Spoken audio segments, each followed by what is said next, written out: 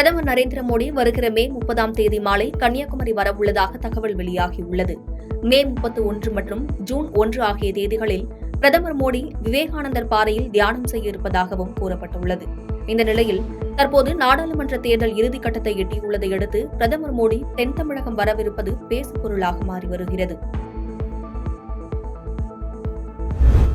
கேரள மாநிலம் கோழிக்கோட்டில் இந்திய யூனியன் முஸ்லீம் லீக் சார்பில் நடத்தப்பட்ட நிகழ்ச்சியில் தெலுங்கானா மாநில முதலமைச்சர் ரேவந்த் ரெட்டி கலந்து கொண்டார். பின்னர் நிகழ்ச்சியில் பேசிய அவர், பிரதமர் மோடி நாட்டை பிளவுபடுத்த பல்வேறு வழிகளில் முயற்சிக்கிறார். மேலும் குறிப்பிட்ட சமூகத்தை பற்றி தவறாக பேசுவது பதவிக்கு ஏற்புடையதல்ல என்று காட்டமாக பேசினார். ரஃபா நகரில் அமைந்துள்ள தற்காலிக முகாம்கள் மீது நேற்று முன்தினம் இஸ்ரேல் படைகள் தாக்குதல் நடத்தின. இதில் சுமார் 45 பேர் உயிரிழந்த நிலையில் இதற்கு தனது கடுமையான கண்டனத்தை ஐநா பொதுச் செயலாளர் அந்தோனியா குத்தேரஸ் தெரிவித்துள்ளார்.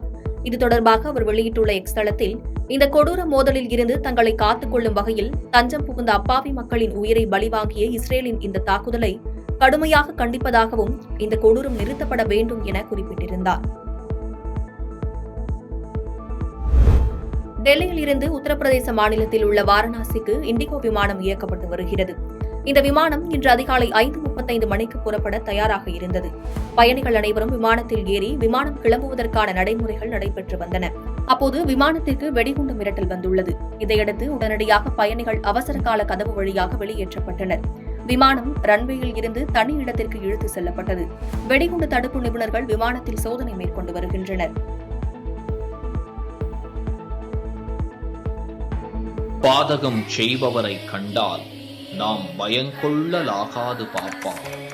மோதி மிதித்து விடு பாப்பா, அவர் முகத்தில் உமிழ்ந்து விடு பாப்பா. அண்மை செய்திகளை உடனுக்குடன் தெரிந்து கொள்ள இணைந்திருங்கள் இயம்நாடு